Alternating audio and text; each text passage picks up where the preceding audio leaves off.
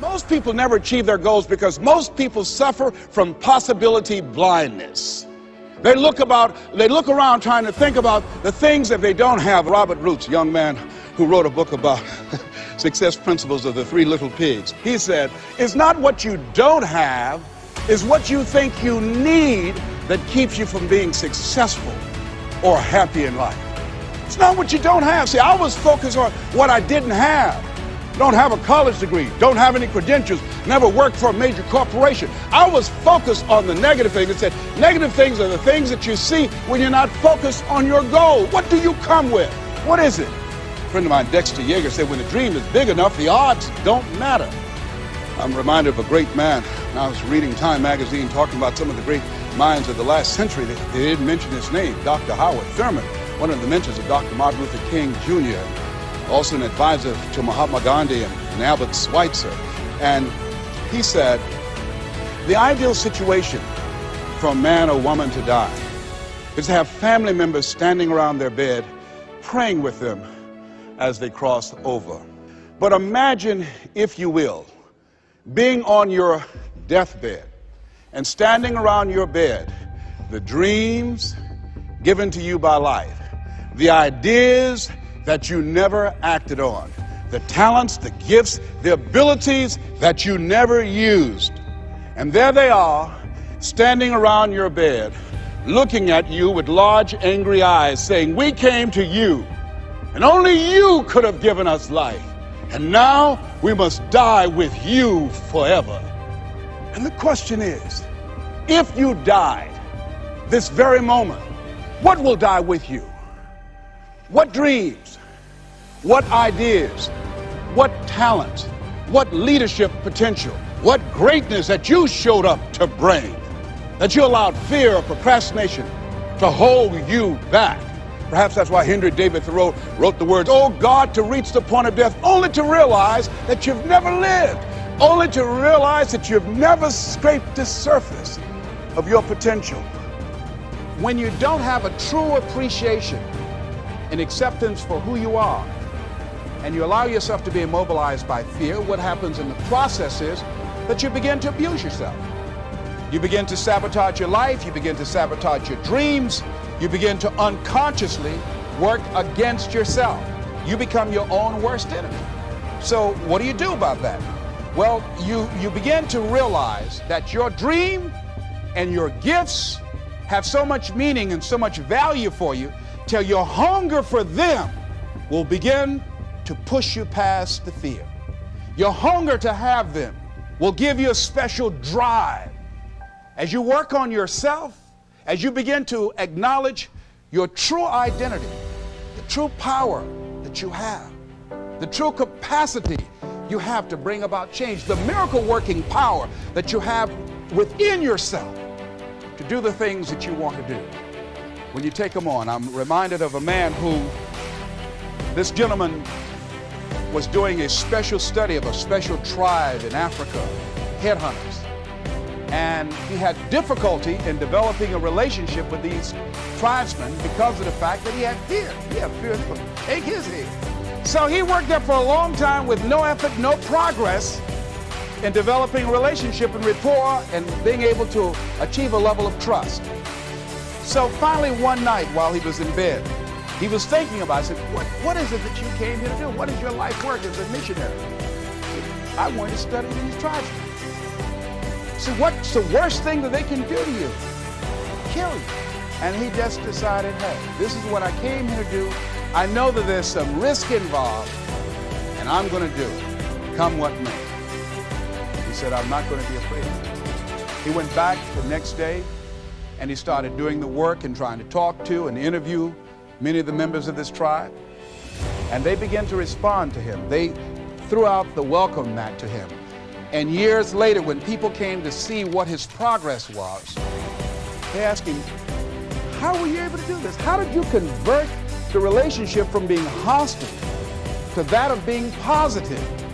And he said something I think has value for all of us. He said, when life can no longer threaten you with death, so what else is there?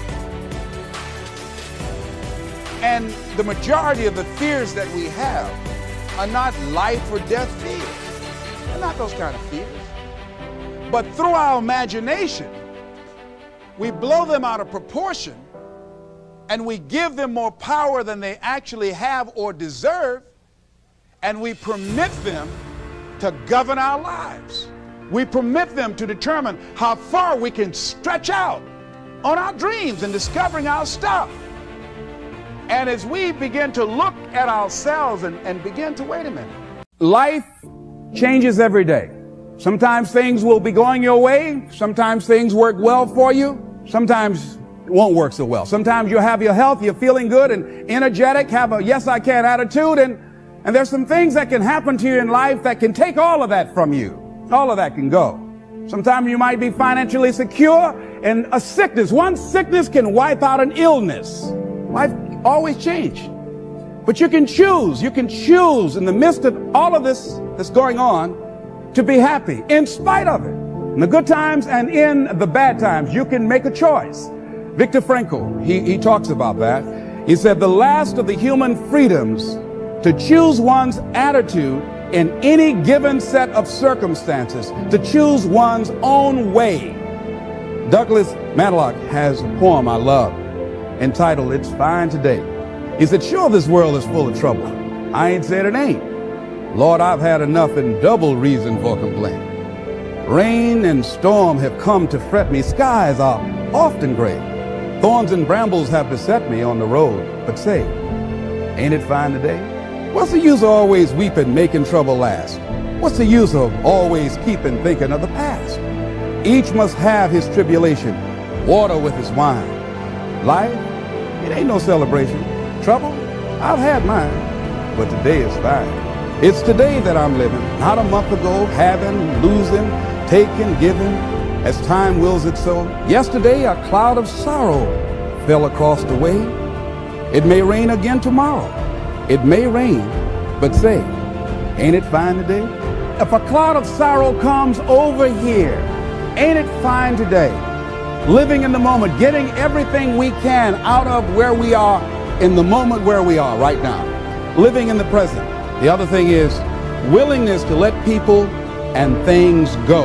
You want to live a life of fulfillment. You've got to be willing to let certain people go in your life, especially if they want to go. When they're no longer good for you, just let them go. Just to hold on tenaciously really doesn't make really good sense, all right? Just many times we do it because we don't realize that we might desire it, but we don't need it. And ladies and gentlemen, you've got to be willing to risk. If you're not willing to risk, you can't grow in life. Life has no power when you're not willing to risk. Somebody wrote this and it was given to me. It said, to laugh is to risk appearing the fool. To weep is to risk appearing sentimental. To reach out for another is to risk involvement. To expose feelings is to risk exposing your true self. To place your ideas, your dreams before a crowd is to risk their loss.